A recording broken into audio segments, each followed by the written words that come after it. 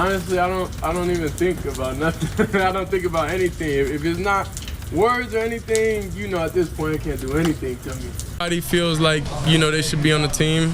And if you ask anybody on the team, would they feel like they belong? They belong, in their own eyes. Not just we all see it. Players on the team sees it. Players on the opposing team see it. They know what's going on. They know what's going down, but it's all about Kevin Stefanski's ego. Shedeur Sanders just dropped a nuclear bomb on his haters, and the NFL felt the shockwave. Mock drafts are already projecting him as the number. First overall pick for 2025, with analysts calling him a franchise saver and a generational talent. A rookie they once buried now has one game, one stage, one shot, and he's ready to make the league eat its words.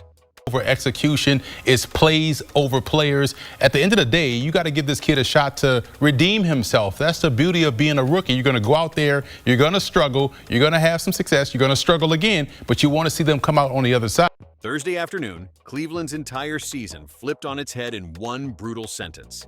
Head coach Kevin Stefanski finally gave in and named Shedeur Sanders the Browns' QB1 for Saturday's clash with the Los Angeles Rams. And let's be real. This wasn't just a depth chart update. Nope. This was Cleveland waving the white flag and saying, all right, fine. This rookie's our only shot now. With these coaches and coaches like Kevin Stefanski, it's ego over execution. It's plays. You could hear it in Stefanski's tone, resigned but deliberate, as he read that carefully scripted statement about Sanders giving the team the best chance moving forward. The message between the lines was clear. We fought it. We doubted him. We buried him. But now, we have no choice. Had 5 sacks, 5 drives, just was trying to press, trying to impress coaches, the fans, trying to live up to what Dylan Gabriel just put out there on the field. And the second those words dropped, boom. The entire building shifted. DC Jim Schwartz ripped up his defensive plans. OC Alex Van Pelt stayed up half the night rebuilding the offense from scratch to fit Sanders' mobility, deep ball cannon, and playmaking style. And here's the crazy part. After that announcement, insiders say Shedeur Sanders just vaulted himself into 2025 #1 pick conversations. NFL scouts are calling this the kind of leap you only see once a decade. So I don't know why for Shedeur the offense changed. He kind of wanted to curate something around him.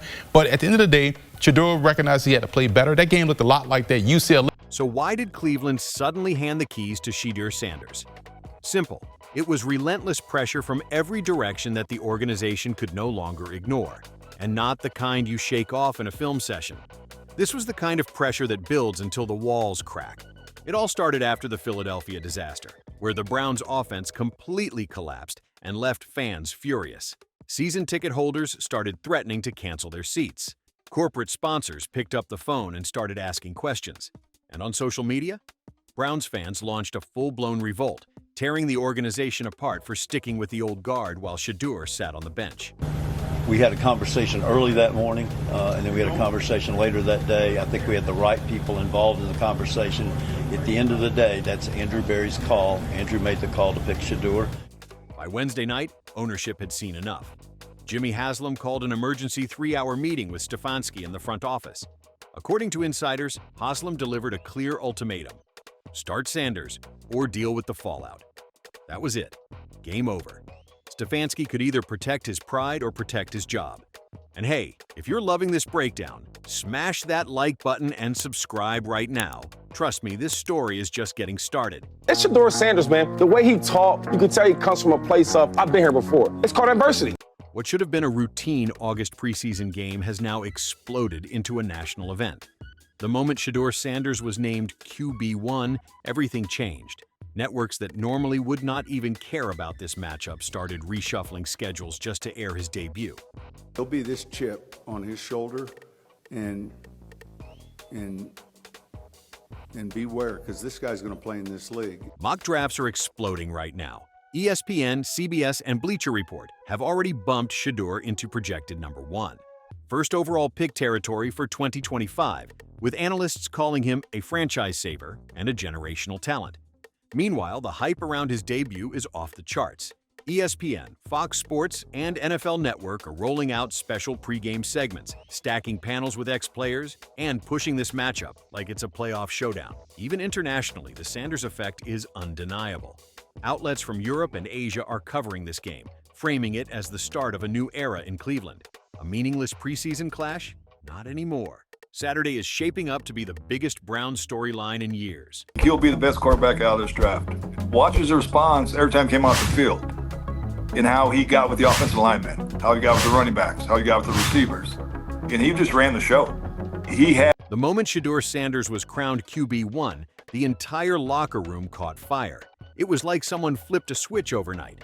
Offensive linemen suddenly started talking about protecting him like their careers depended on it. Receivers were buzzing, hyped to finally have a quarterback who can launch bombs downfield instead of playing it safe. And here's the shocking part. Even the defense bought in. One veteran safety summed it up perfectly. Finally, we're moving forward, not sideways. That is not just support. That is a statement. Practices feel different now. There is urgency, there is belief, and there is an energy Cleveland has not felt in years. Veterans like Myles Garrett, Joel Bitonio, and Denzel Ward have rallied behind Sanders, setting the tone for the rest of the roster. If you thought this QB1 announcement was smooth, think again. The quarterback room is pure chaos right now. For lack of a better word, dumb, in my opinion, right? Because yes, he's going to be he's the best quarterback in that room. Forget the hype. Shedeur Sanders earned this. Every single number screams it.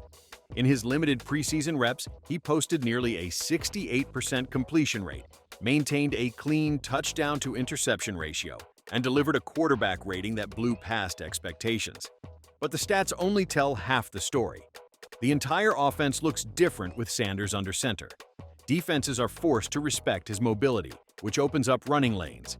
Receivers separate more cleanly, the offensive line blocks harder knowing he can escape pressure, and the playbook suddenly feels wide open. One that should have gone in the first round that went to the fifth round for reasons that doesn't involve football. And so we could dive into a whole diatribe about that. But this is not just about potential anymore.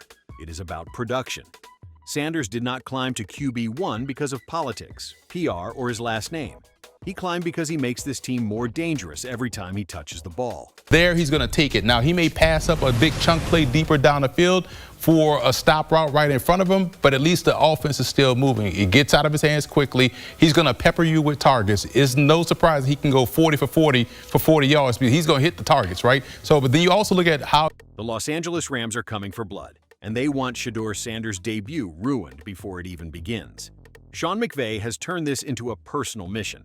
His defensive staff is cooking up disguised blitzes, exotic coverages, and relentless pressure designed to hit Sanders early and shake his confidence. They see this as their chance to humiliate Cleveland's golden boy under the blinding national spotlight. One wrong read, one bad throw, one sack, and the Rams will make sure the world remembers it. This isn't just a game for them. It's an opportunity to crush the hype and send a message. Welcome to the NFL, rookie. He's the best quarterback in the room. I have a PhD in quarterbacking, and I say it here loud and clear. Nobody knows quarterback play like me. Shedeur Sanders' QB1 announcement set off a gold rush in Cleveland. His number 2 jersey sold out, ticket prices for Saturday hit playoff levels, and hotels, bars, and restaurants are packed. Big brands like Nike and Adidas are already circling. Overnight, the Browns transformed into the NFL's hottest marketing machine, all because of Shedeur. Shedeur Sanders becoming QB1 didn't just shake Cleveland, it rattled the entire AFC North. The Ravens, Bengals, and Steelers are already scrambling and dissecting every snap, every throw, every move. Why? Because they know if Sanders delivers, the balance of power in the division flips overnight. And here's the wild part. His leap from a late-round pick to franchise QB is rewriting the NFL playbook. Agents are already calling this the Cleveland example. Proof that if you've got the talent and the numbers, politics don't matter anymore. Sanders just forced the league to pay attention. Or how he's handled this whole situation, because it doesn't look very coach of the year leadership-like to me. Well, this is also... Let's be honest. Saturday isn't just another preseason game. This is Cleveland's make-or-break moment. Everything the Browns have hyped up comes down to one rookie standing under one blinding spotlight. Anytime you have a seam throw or a bang-aid throw like we saw today, he's going to hit those, and I think that's a great way for him. That's what you know you're going to get. The run game has to be there. We saw that early in the game. We saw him hit the throws that he had to make, but when you go into the regular season and teams dial up pressures, we know Joe Flacco won't be able to get out of that, so that kind of puts a little bit of a cap on the offense. Right. Now, after Joe Flacco. If Shedeur Sanders goes out there and delivers, the Browns look like geniuses. The city finally believes again, and the hype becomes reality. But if he struggles, oh, you already know, the backlash will be relentless. Stefanski's job, the front office's credibility, and the team's entire rebrand, everything hangs in the balance. One game, one shot. Either Shedeur owns the moment, or the critics bury him. Here's the thing, Shedeur Sanders isn't fazed by the pressure. He thrives on it.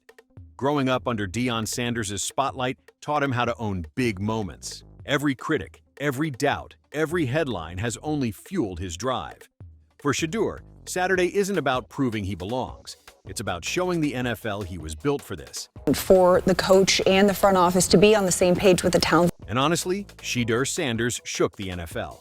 His rise from a late-round pick to QB1 is now called the Cleveland example, proof that talent beats politics. Front offices are rethinking draft strategies, agents are pushing for faster opportunities, and the entire league is watching his every move. So, here's the real question. Are we about to witness the rise of the NFL's next superstar, or are we all just seeing the beginning of something even bigger for Shedeur Sanders? Drop your thoughts in the comments.